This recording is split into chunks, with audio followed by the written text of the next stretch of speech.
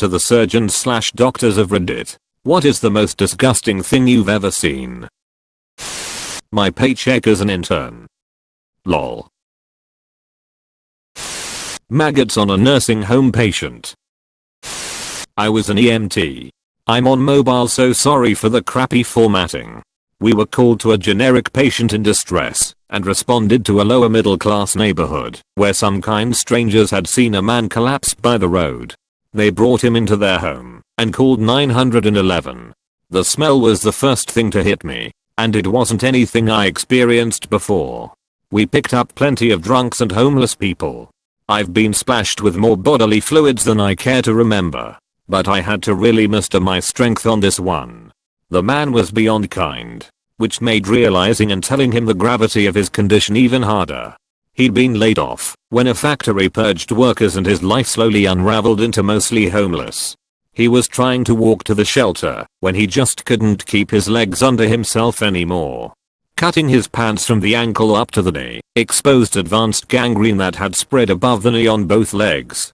He said it started at his feet and asked if we wanted him to take off his shoes. I said no, because I wasn't confident his foot would stay on. What caused this? Diabetes. He was on the brink of death. His only hope was surviving a double above the knee amputation and a sure case of sepsis because of peeping diabetes. He'd lost his healthcare and couldn't afford the insulin. Tight on money also meant he was only eating what he could afford at gas stations with occasional fast food, compounding his diabetes. Clean socks, mild soap, lotion, and a pumice to care for his feet might as well have been a Lamborghini. This man apologized for pieces of his flesh falling off in this nice couple's kitchen and in our ambulance. The kicker was we were a 20-minute drive from 5 hospitals.